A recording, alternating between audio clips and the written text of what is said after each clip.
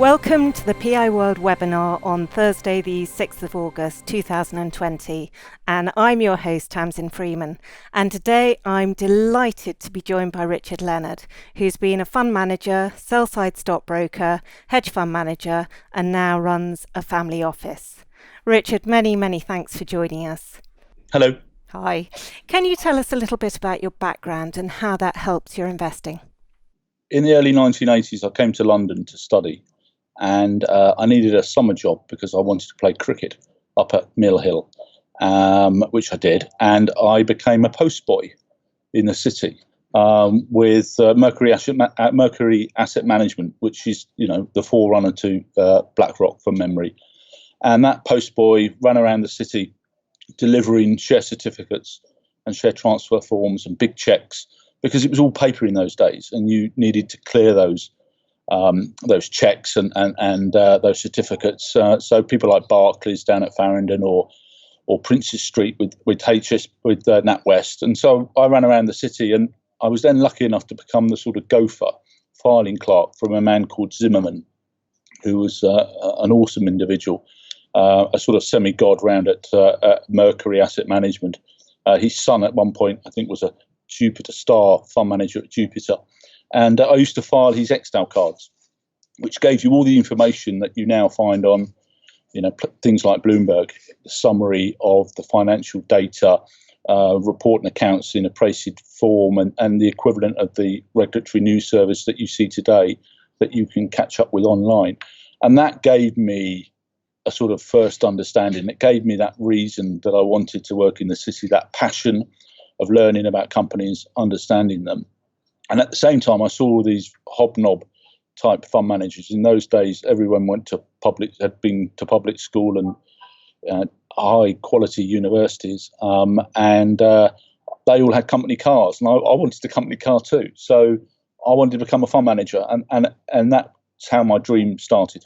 And what's your investing performance been like over the last 10 years? Well, over the last 10 years, that's a strong question, in that I left traditional fund management in 2010. So it sort of coincides at that point. And I didn't have an ISA then because all my money was invested in my hedge fund, as it should be. And I took the money out when I left Casinos. I was a hedge fund manager at Casinos, and I left in 2010. And I started my ISA. And so I started my ISA from scratch. And today, my ISA will be worth XYZ, and my annual compounded returns are over 30%. So what's your investing style, and what are you looking for when you pick stocks to achieve that sort of return? Primarily, I'm a stock picker, and I was taught to be a stock picker. And I was lucky enough to be taught by an amazing man, a legend of a man actually, called Richard Smith at Lazard's. And after a number of years doing bookkeeping, etc., in the mid office for investment trusts and unit trusts, I got promoted up. I did my professional qualifications, and I worked for Richard, who ran the UK small cap, mid cap desk. And in those days, it was about 500 odd million, and you were competing with some very classy outfits like Andy Bruff at Schroders or Chavez Williams at Gartmore.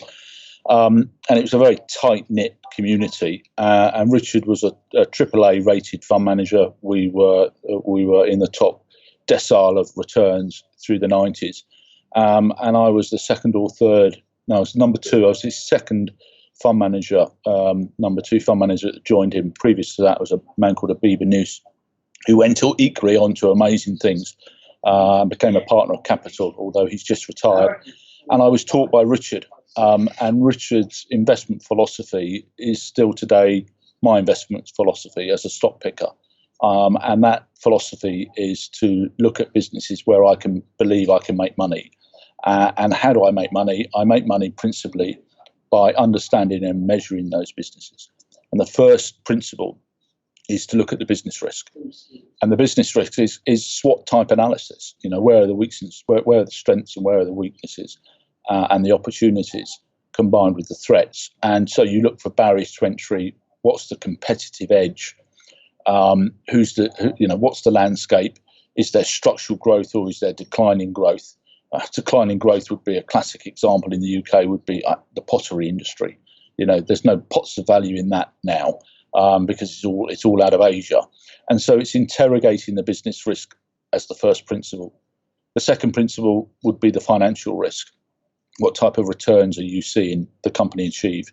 Returns on capital invested, returns on equity, but primarily in particular, and they're all combined into those equations, is what are your margins, what are your return on sales? And generally, I look for return on sales of in excess of 10%, where they are sustainable. So I look for predictable, sustainable revenues. They attract me considerably. Good example of that would be Rentokil. But Rentokil's on 42 times. I'm not sure I can make money at 42 times. That's an earnings yield, by the way, of 2.5%. I just think that's for the birds, however good a business it is. So if you like a business, you believe the financial characteristics are good, the last question you have to ask yourself is, how do I make money? And you look at valuation risk. So generally speaking, I look for companies with a PE, let's say a price earnings multiple of less than 20 times. That doesn't exclude me from owning companies over 20 times, but I've got to tell you, it's very rare that I do so. And hopefully, you buy stocks to make money. And however good a Rentokil story is with those recurring revenues, on 42 times, I'm not interested. So we've had COVID going on. How have you responded to COVID? Did you see it coming in February? What have you been doing with it? Well, interestingly, as a private investor in a private wealth business, we're not regulated, and I run my PA alongside the money that I manage at Trium, which is a private wealth business. And at Trium, I run a long-short book, like a hedge fund, a mini hedge fund. And it's rather dynamic. What do I mean by that? We move money very quickly. We can own stocks for 3 minutes, 3 days, 3 months, or 3 years. And at the beginning of the year, we were very hesitant about market valuation levels. We considered using the American indices in particular, because we trust those indices for choice in terms of their overall exposure. The US market was on 18, 19 times. With the belief that earnings would be in the region of 7-8%. We believe those earnings would come down as we progress through the year. So actually, at the beginning of the year, not because of the virus, but because of valuation levels, we were actually net short the market. And we were right to be. And yet, in early February, markets hit all-time highs. And that was in the face, remember, of the news flow coming out of China, out of northern Italy, and with all the risks wrapped around 2020 presidential election, Brexit negotiations still to happen, and other factors as well, such as the Chinese tariff war potential too. So we were net short, and in early February, we lost our nerve. We covered those shorts. And although I was building cash up as well in my PA portfolios, we couldn't see value. We just couldn't see value. And so did we call the virus? We didn't call the virus. The truth be known. And we were short the market and then lost our nerve. So as it turned out, in March and April, it became extremely painful. And so did I foresee it? No. Did I foresee it when it then started to hit home in early March? Yes. What did I do? I ran. I absolutely ran, because this is my personal money wrapped up in stock markets, and 95% of my money is in equities, because that's where my skill base is. And it's primarily UK small cap, mid cap, small cap in particular, where you have a huge liquidity risk. And so the first thing I did was I ran, and I ran for cash. And by early April, my cash was about 90%. What were you expecting to happen? Well, that's a fair question. I didn't know what to expect. I'd never seen anything like this before. So I didn't have a roadmap. And the downdraft of equity markets was as quick as we've ever seen. Even the 1929, to 1932 correction, you'd never seen anything like this. FTSE fell from 7,500 from memory to under to under 5,000 in very quick fashion. And attached to that, dividends were being cut left, right and centre. If you look at the dividends of 2019, over 104 billion were paid. Dividends are likely to be cut by 40, 50, and I think it could be even more. So, companies coming off the dividend list like banks, etc., and companies that have never seen the likes of this before in terms of revenue. I spoke to Stagecoach recently. Their revenues fell by 90%. And even now, they're only up to mileage of 60, and their patronage levels of passengers on seats, i.e., is running at about 40. So we've never seen anything like this before. And my first reaction, I was stuck in Spain, as it turned out, was that I panicked and I brought cash back to bank, because that's what I was taught to do. If you don't know what you're doing, get the hell out. And that's exactly what I did. I made some massive mistakes in the process. So you had 90% cash at the beginning of April. So what have you been doing since? Which sectors have been appealing to you, and what's been your strategy since? The policy response by central governments and by central banks in particular, in terms of the amount of QE that they were looking to push into markets, and the way they were pushing real yields lower and lower, in actual fact negative. So you've got negative real rates combined with huge mountains of QE. The Federal Reserve, for example, now has a 7 trillion balance sheet. Debt to GDP in the United States, including local and state debt, is over 150 and ticking higher. At the beginning of the year, it was 100. So it was initially the policy response, which was far greater than I anticipated. But as soon as that started to happen, and I started to see things like gold ratchet up as well, gold's up at over 2,000 now, was actually equities are becoming more and more the alternative. And because it gave me a blank piece of paper, which was the only good thing I did, it gave me the opportunity to look for good companies that maybe I've never owned before. And I've got a couple of examples of that later when we talk about what I've been buying. And that's what I've been doing. I've been utilising my cash. And so although by middle of April, year to date, in the middle of April, I was down probably about 20-ish%, 25%. And today I'm now down year to date about 10, maybe slightly more. And what sectors have you been looking at in terms of what you want to avoid and what you want to buy into? Yeah, it's a fair question. It's more, what do I want to avoid, and what I want to avoid is classically the sectors that are consumer facing. We are almost certainly going to see an absolute huge wave of unemployment in the UK, Europe, and the US. The US is over 30 million as we speak, and so it's more the sectors I want to stay away from. I want to stay away from transport. I want to stay away from retail facing unless it's got real internet online presence. I want to stay away from hospitality, hotels, leisure, bowling alleys. I just simply want resilience of earnings, resilience of revenue. And they're difficult to find, by the way, in an environment that we have at the moment. And as an absolute return fund manager, going back to my career, the last few years of my normal career, as I would call it, rather than my alternative career, which is now the one I have today, is I'm an absolute return fund manager. And if markets fall, I don't really enjoy my wealth falling. And if someone were to turn to you and say, "Oh well, I've got a relative outperformance," like a Schroders fund manager might, I would say, "Well, you can't eat a relative lunch." So I always look for value. But interestingly, I also look for an absolute positive return. And in these markets, that's incredibly difficult to find.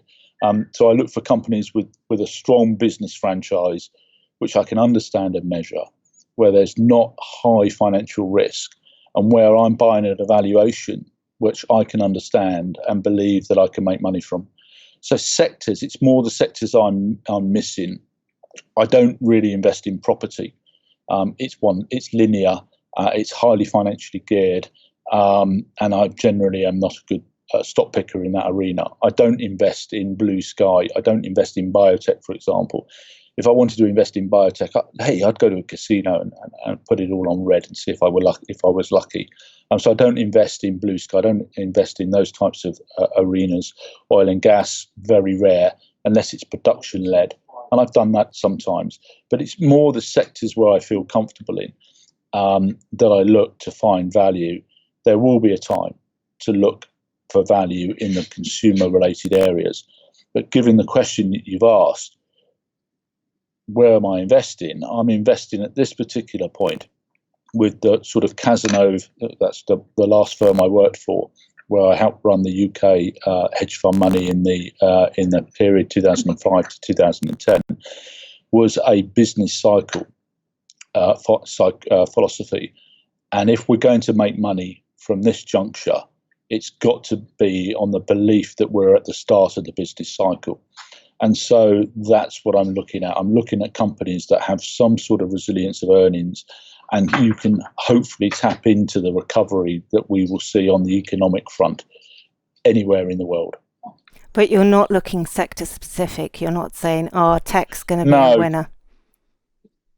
Well, tech is going to be a winner, without question. You can see that evidently from the Microsoft numbers, from Apple, from Amazon, from Facebook. Well, amazing. If you looked at the NASDAQ level of NASDAQ at the turn of the century, NASDAQ hit 5,000. The dot-com bubble burst and the NASDAQ more than halved from memory, or close to halving. And today, NASDAQ's near 11,000. By the way, FTSE hit 7,000 on Christmas Eve, 1999. And so you've made no money in capital terms in the FTSE. You've only had income by dividends. By the way, those dividends have just been cut by 40-50%. Shell were paying their dividend out of the balance sheet. That's simply not acceptable. It's not sustainable. Going back to those principles that I look at, cash flow is absolutely critical in terms of me understanding the business. So I don't like acquisitionally driven businesses either, because they never stand still long enough. And I call them plate spinners. And you see it for a long while. Fund managers, professional fund managers, whether they work for Invesco or Schroders or Jupiter or Lazar, they all jump on the wagon sometimes of these plate spinning acquisitionally led businesses. But actually, you really need to interrogate the true sort of investment returns that those companies are making, and it's very difficult to do when they're constantly acquiring businesses. So I generally also stay away from acquisitionally led businesses unless I really believe that there's an opportunity to make money from them. So what have you been buying? Generally speaking, so I run a very concentrated portfolio.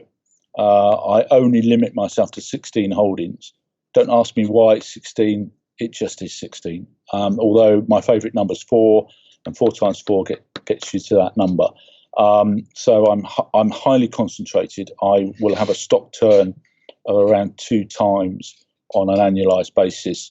So I'm owning a stock between 6 and 9 months. Last year I had my best ever investment return year, and it began with an 8, and I'll give you a clue that it didn't have a 0 in front of it. And some of those returns I made were from the likes of Lion Trust, Computer Centre, Checkit, Reach, the Trinity Mirror business, and a few others. And my holding period, 6 to 9 months. Lion Trust I'd owned for over 2.5 years, but it hit that sound discipline of mine, where it sort of touched 20 times earnings, and where do I make money from there?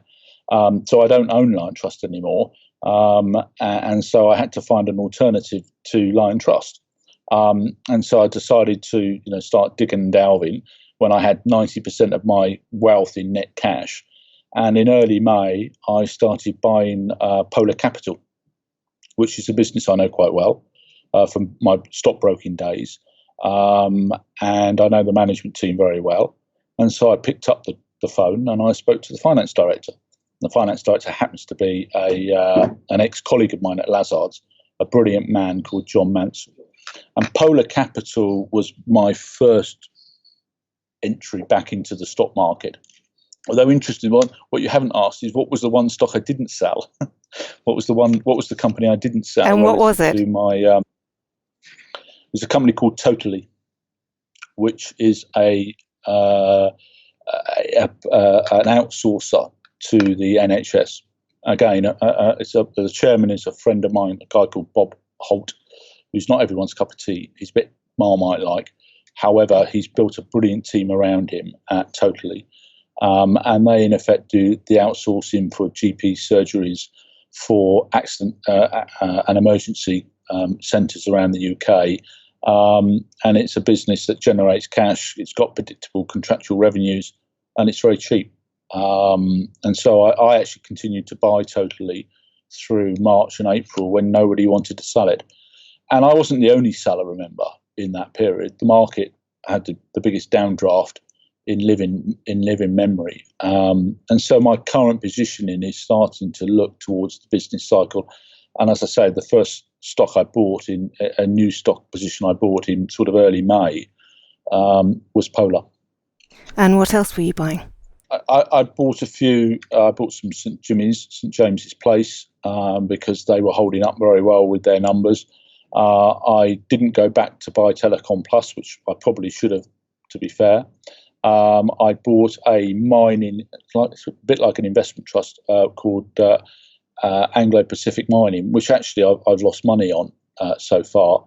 I've bought a company called Franchise Brands when it was down on its knees, which is an extremely well-led business. I like to own companies where there's a very decent family or management interest in the shareholding of a company. So I started buying Franchise Brands, which I still own, and that's an interesting point. If I've owned a stock for more than 29 days, I've done some regression analysis on my holding periods and on my stock picks, and if I own a stock for more than 29 days, I've got a 95% hit rate of making money. I'm hoping Anglo-Pacific Mining's not one of them, and I've got a portfolio today of about 12 stocks in total. And the first one I bought was Polar, as I mentioned. The second one was Anglo-Pacific Mining. To be honest, I can't remember exactly the shape of when I bought them. I have sold a few. So I sold St James's Place. I've been buying some Legal and General because I just think it's simply too cheap. It's got a dividend.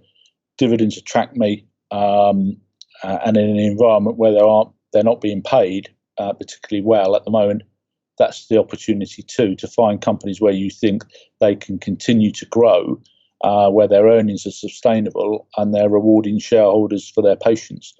So dividends are actually on my target list to look at now. And maybe we'll touch on that when you ask me, my ideas at the present time. And what would prompt you to sell? Because selling's often the most difficult thing to do. A lot of it's instinct. I have to tell you, a lot of it's instinct. I don't know if you've ever, when you've ever been with a builder or a carpenter, and it's incredibly annoying. You see a carpenter with a pencil behind his ear, and I watched this with a real interest when I was a younger man. And this carpenter was putting lines in, along some wood, and I said, "Well, why aren't you using a tape measure or a ruler or whatever?" He said, "I just know. It's instinct." I don't like overvalued companies, like I mentioned earlier. And if I found a new idea, remember that concentration point that I made. I only hold stocks on average for 6 to 9 months. Some stocks I only own for a month. St James's Place would be an example. Are there sectors that I avoid? Yes. But there are also sectors where maybe I've got too much concentration in as well. And so, I limit myself to, I want a reasonably well diversified portfolio. And it's very difficult to get that when you've only got 16 stocks to pick from. And generally I will have 20, 25 new ideas a year. And so there's a natural culling, if you like. And one of the things I learned in fund management, and I think young fund managers in particular need to learn this, is that you don't want to be cutting your flowers to water your weeds. So if you found a winner, run it, like Lion Trust, that I had through 2017, and I sold it at the back end of last year. You run your winners, and those adages are absolutely correct today, as they always will be. So what's my sound discipline? Partly it's instinct, partly it's knowledge of those valuation yardsticks that we touched on earlier. And actually, if I'm being brutally honest, it's finding room for the new idea. I always believe that I can find the next winner, and you've got to have belief in fund management, and you've certainly got to have belief in these types of markets at the moment. And it's sort of going back to what I said earlier. For the first time in a long time, I feel like I've got the ball at the end of my foot. When I was locked down in Spain, I thought the world was ending. It was wet and grizzly. It was a horrible period in my life. And I suspect lots of other people had that period too. And so coming back to London for the last month, I feel for the first time I've got the ball at the end of my foot. And why do I have that confidence? The policymakers are going to make equities an unbelievably attractive proposition. We are going to make an obscene amount of money in the equity markets over the next 12, 18 months. Yes, there's going to be hurdles to cross over. The Brexit negotiations is an example. Presidential elections are an example. The spats that are going on with China are an example. But they've got to get the unemployed and the furloughed people back to work. And so the policy response, we've seen the monetary policy response, and that will continue. And that's why people are being pushed into equity markets. And that will continue. What we haven't yet seen is the fiscal response. My God, when you see the fiscal response, it will be like the Marshall Plan revisited of the 1940s, 1950s. And it will be led almost certainly by the US. I fear the European community. I fear a sovereign debt crisis, probably 12, 18 months away. And so I'm going to stay very fluid. What do I mean by that? I'll be prepared to increase my cash holdings substantially if I fear that there's going to be another stock market correction. But I don't think they're going to. The Fed and the ECB and the Bank of England, they've in effect underwritten equity markets. And I've never seen that before in my career. And so, yes, I made some massive mistakes in March. I should have been more patient. I should have house kept my positions, my stock positions at the time, of which one or two of them were really very, very good companies. And the best example of that would be Telecom Plus. I'd love Telecom Plus to come back to sub £10, and I'd buy the shirt off it. And so I keep an eye on share prices. There's not a moment of the day that I'm not looking at share price moves over 1 day, 3 months, 3 years. And you've got to live and breathe. You've got to have that passion of understanding share prices and why they're there, both on the top-down macro approach as well as the bottom-up stock picking approach. So that's pretty much where I am at the moment. I think we are going to make a lot of money in this stock market. So you mentioned Telecom Plus being on your watch list. What else are you keeping on your watch list? What am I looking at the moment? I'm looking at M&G.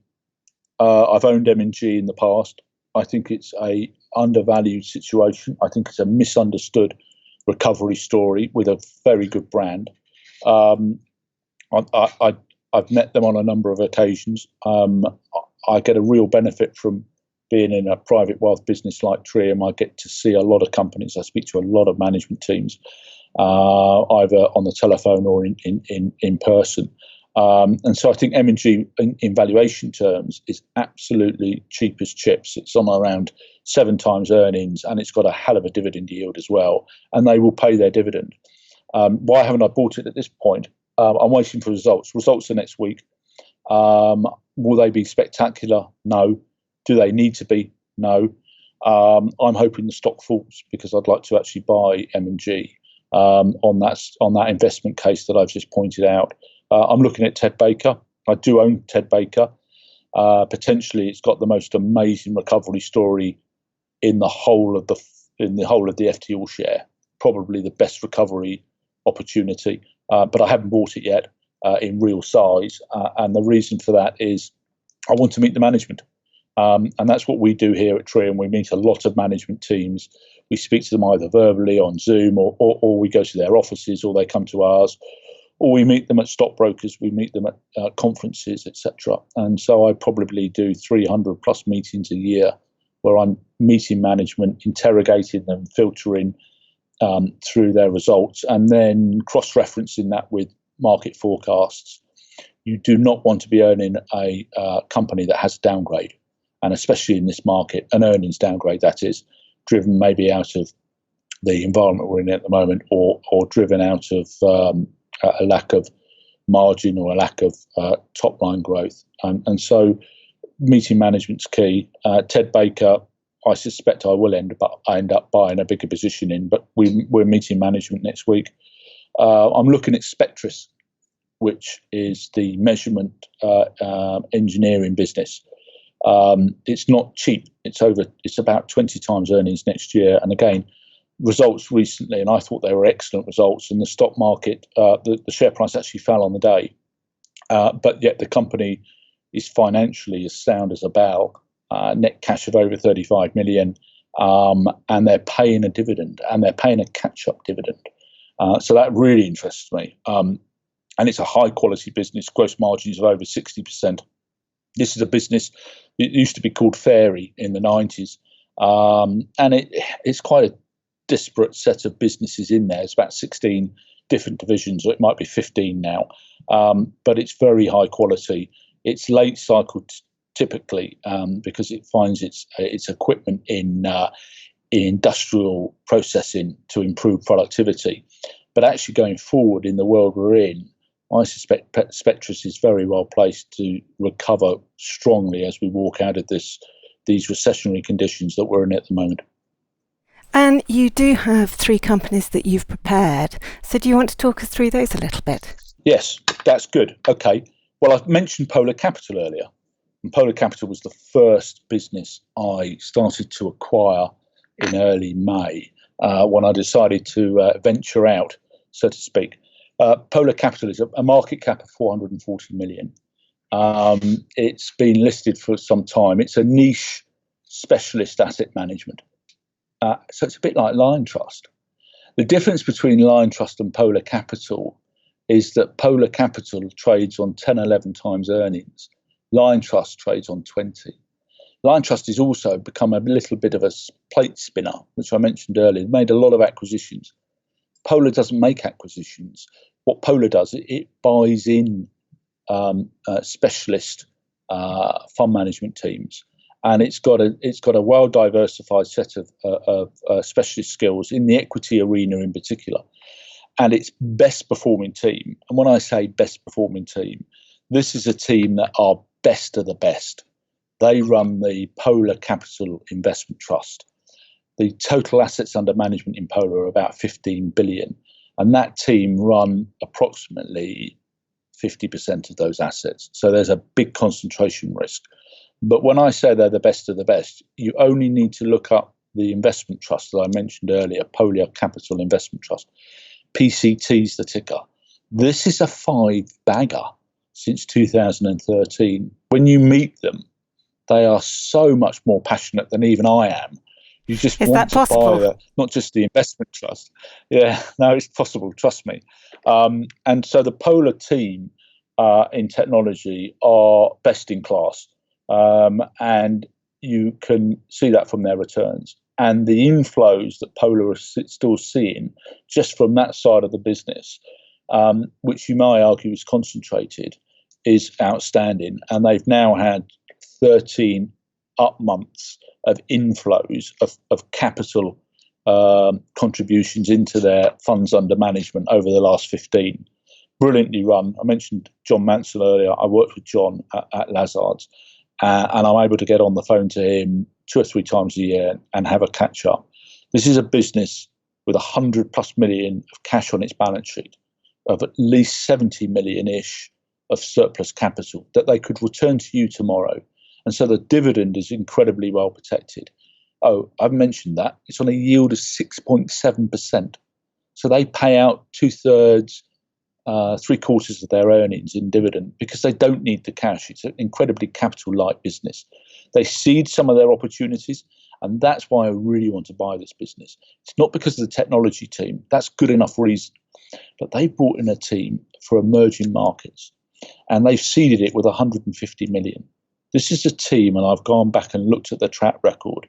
It's as good as I've ever seen. And they ran with their previous employers 5 billion. So my suspicion is that over the next 2 or 3 years, Polar Capital, today 15 billion under management, I suspect over the next 3 or 4 years, with 70% of their funds outperforming their peer group and their benchmark, I suspect they will double assets under management. Their exposure to technology is unbelievably outstanding. And go and check those statistics that I've made. They're right, by the way. And on a valuation of 11 times earnings, with ongoing upgrades from the market. So Numis, their broker, upgraded on Monday by 10%. The stock's hardly moved. It's just off people's radar screen. Liquidity is not great.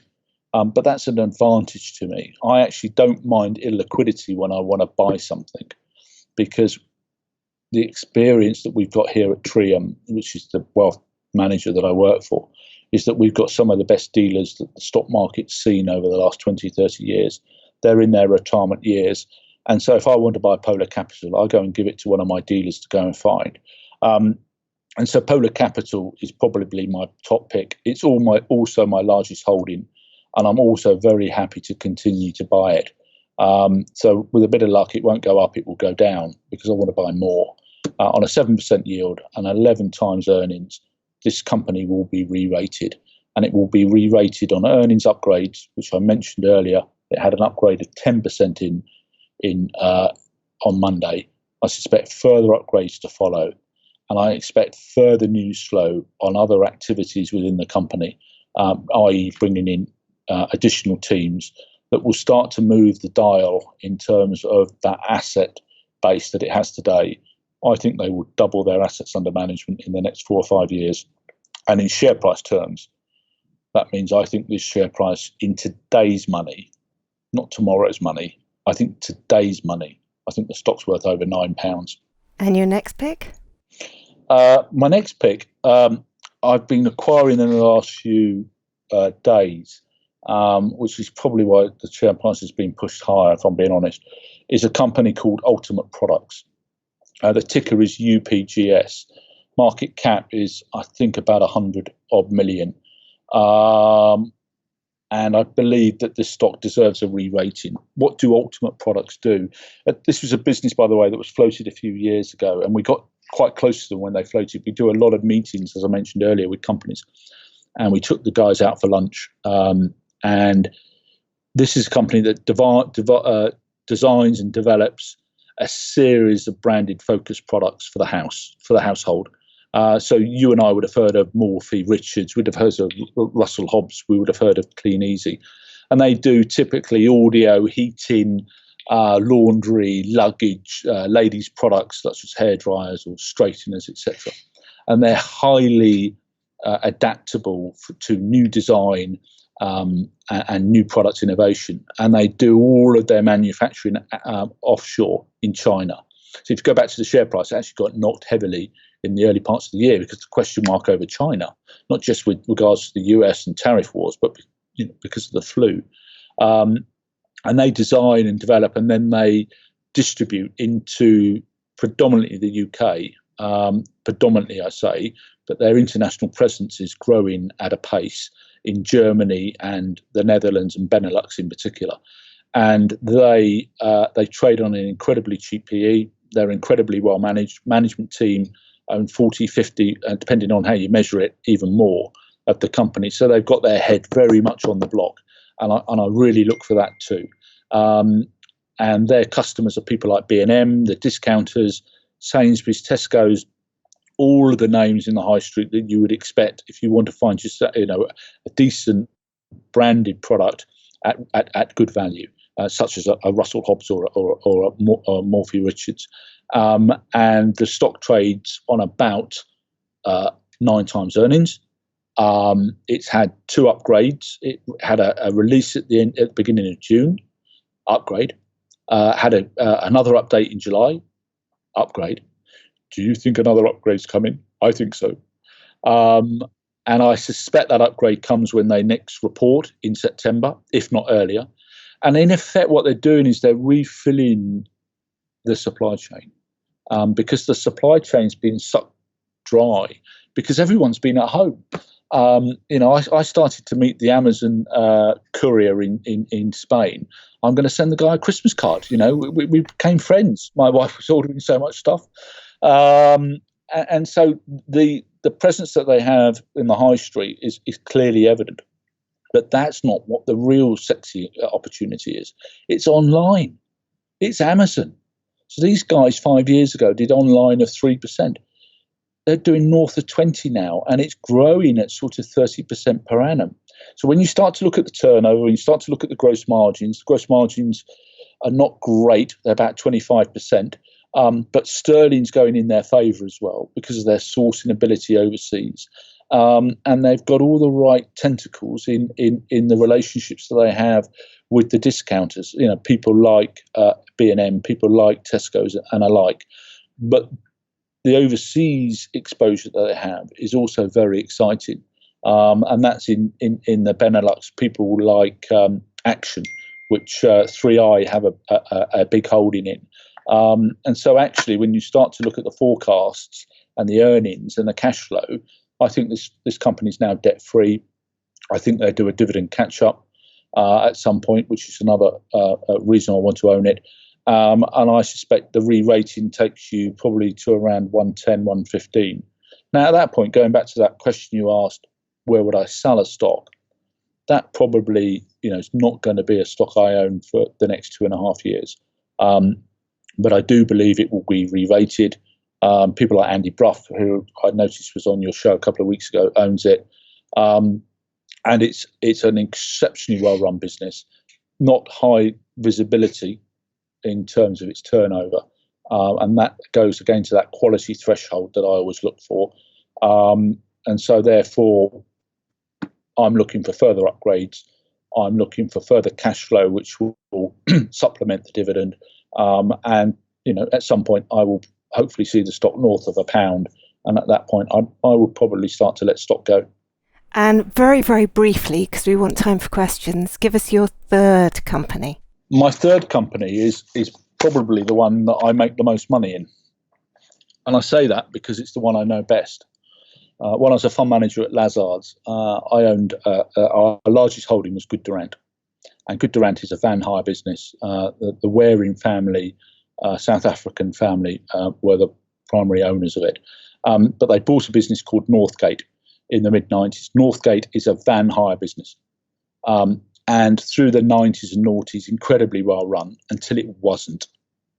And then a number of new management teams came in, and it was shockingly badly run. And if you go and look at the chart of Good Durant, it suffered in the 07-08 period due to the financial crisis. But now, given its returns, given the opportunity it has with new management, and that's the key to this story, it's new management. A guy called Martin Ward's come in, and it merged with Redde, which is an insurance car hire business. And they've put the two together, and you can get the synergies. They're easy to understand. It's depot synergies, it's maintenance synergies, and it's overhead distribution sales synergies. And Martin Ward went into Redde and recovered it and rescued it. The new chair lady called Avril Palmer. I know Avril as Avril, let's make more money Palmer. And she brought BCA back to the market. She brought BCA to the market, and she started her career, funny enough, at Northgate. So these guys know how to run this business, and they are going to run this business, and they're going to turn it around. Returns on capital are probably not what I would expect, and so I would expect those to recover strongly. And I would expect, actually, this to be a cyclical, contra-cyclical business because it's rental. And right now, you can see the structural growth online. White man in a van, that white van that I kept on going to meet in Spain was an example. And that's what made me look at Good Durant or Northgate or Redde, as I call it now. And so I think the re-rating opportunity is unbelievable. Even in the current period, with the current demand that we're seeing, you're going to see 25 plus P of earnings. If you add the restructuring benefits with the Redde merger that Martin Ward will deliver, in my view, you get to 28 pence of earnings. That's without any recovery on the top line. I just mentioned that I want to be in the stock market now at the beginning of the new business cycle, and Northgate will recover into that cycle. At the same time, the balance sheet's been incredibly well managed. Why? Because they're degrossing the fleet at the moment because of the demand functionality that we've just touched on with regards to the lockdown virus that we're seeing at the present time. So if you combine that all together and you look at the NAV, the price per book, the tangible price per book, it's £2.46. The stock's trades at 175. You're buying 70p in the pound for a recovery story that's probably as good as I've ever seen. It's probably ranks with the recovery stories you saw with Ashtead. 2012, Ashtead was a share price of £2. It was one of my best performers in that year. It was one of my best ever performance years. Ashtead's £25 a share now. Management team changed that story in the Sunbelt rental business. Compass, Richard Cousins joined around the 2004-5, recovered the story, and Compass today is a FTSE darling, correctly so. Rentokil, Rentokil was so badly managed. It was, I used to call it that you couldn't polish the turnip. It was so poorly managed. In 2012, new management came in. Rentokil was on 42 times earnings now. Northgate, Redde, is on less than 6. And it's also, in my view, going to do a dividend catch-up. And it's also, in my view, going to pay a dividend of in excess of 12 pence going forward. So you've got everything in Northgate, a recovery of management, a recovery in the top line because of the cyclical benefits that I've just touched on. And in terms of valuation, you're going to have a triple positive. And we've got a question here from Jay Shah. What do you think on the UK market if another lockdown comes or no COVID drug is found for 2 months? He says, I hold UPGS, so it's a good choice.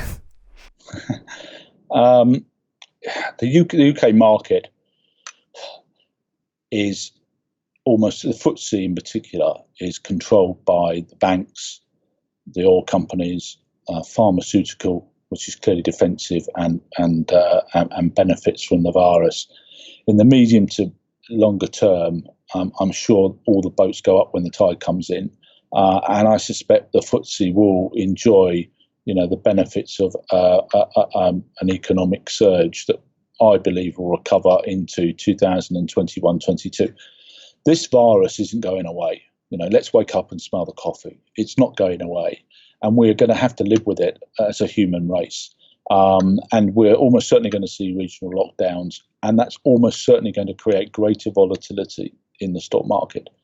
Do we see a virus? Do we see a treatment for this virus? Yes, I believe we will. There's 3 big tickets out there. It's Oxford, Pfizer, or Astra. I'd probably put my money on Astra for choice. But I don't invest in Astra. I don't generally invest in pharmaceutical companies unless I want to park money. And if I'm going to park money, I'm going to leave it on the sidelines. So, yeah, I'm positive on FTSE, but I'm only positive on FTSE because I'm positive on equity markets, full stop. And Joe Evans asks, what's happening to the NAV of Redde on a mark-to-market basis? Wow. That's an outstanding question. If I was to ask a question, that's the question I would have asked. It's going up. Why is it going up? Well, okay, so I gave you 3 benefits. I'll give you a 4th now. The NAV is going up because retained earnings are going up. It's going up because they're disposing of vehicles. Why are they disposing of vehicles? Because they're degrossing. Well, that brings more cash in and that reduces debt. But residual profits are up. Why are residual profits up? Because if you want to buy a second-hand van or a second-hand car, you're having to pay up for it because the demand's out there. That's that contracyclicality. that I argued earlier? That is a brilliant question, and actually, that's the nail. That's why you buy it. It's a really good question. Thank you. Bill Hall asks, your investment style is very different from the likes of Nick Train and Terry Smith. Is there anything that they do that you would like to follow? It's hard to believe that they would add a company like UPGS to their concentrated portfolios. They're limited. When I was a hedge fund manager at Casinodes with Tim Russell, I helped run a $1.5 billion. We didn't have any flexibility. Now, I got incredibly well paid. Terry Smith, the man is a legend, and I've met him on a number of occasions. I've met Nick Train on them. Nick Train is a brilliant fund manager, but they are running huge pools of money. I have the flexibility and ability. At Trium, we run 100 million, of which the founding partner and I probably run about a half of it. If I want to move, I can move. If I want to buy Northgate, if I want to go into the market now and buy Northgate vans, I can buy 1 million shares. I won't have a problem. If Nick Train or Terry Smith want to buy a concentrated position, it takes them months. Andy Bruff takes months to buy positions. The reason I decided to do what I'm doing now was to give me the flexibility. And I wanted to own my own destiny. And you can see that from Neil Woodford. Neil Woodford didn't own his own destiny. And Jasper Skinner asks, Richard, what other stocks are you looking at and why? Yeah, okay. Well, we sort of touched on that earlier, didn't we? I'm looking at Ted Baker. I do own Ted Baker, but only in a very small way. I'm owning Ted Baker because potentially it has one of the best recovery stories. Fantastic brand, helped float the business in the 1990s. And I know Ray Calvin very well. And I'd actually say he also used to give me lots of cuddles as well. The world's moved on and Ray's left the business. The lady, Rachel, and I can't remember Rachel's surname, who's the new chief executive, she has an awesome opportunity to recover that story. And if you look at the business today with a market cap of it's 186 million shares in issue, and it's about 70-odd-p a share, 75p a share. The cash on the balance sheet and the inventory stock on the balance sheet is greater than the market cap. You rarely see that opportunity. I'm not going hung-ho into it at the moment, though, because I want to meet management. But that is an example of a company I'm looking at. I'm looking at Spectris earlier that I mentioned. And actually, I'm constantly looking at new holdings. I probably bring into my portfolio 20 new holdings a year. And probably the one I'm most excited about that I'm looking at is Ted Baker. But I just want to meet management. Richard, thank you very much indeed. I'm afraid that's all we've got time for. I think you're saying... I've only just got started. I could talk to you all afternoon.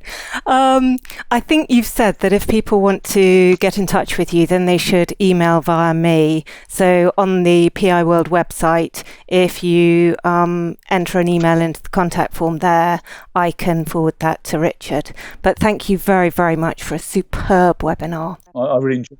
Oh, good. If you want an email notification of webinars or events PIWORLD are organising, go to the right-hand side of the homepage at piworld.co.uk. There are 2 boxes. On the top, sign up for notifications of a new video as it's published, and underneath, sign up for events. Different lists, no spam. And please do tell your investing friends about PIWORLD and write comments or like our videos on Twitter, bulletin boards and YouTube. We also produce all the videos as a podcast, so do write reviews for the podcasts on iTunes. We'd like to go on providing these free webinars, and getting really good speakers like Richard relies on you and the audience numbers we attract. If you have ideas of speakers, do email or message me. You can find me through the contact page at piworld.co.uk, or do follow me on Twitter at TamsinPIWorld. Many thanks to you all for joining us, and stay well. And thank you to Richard.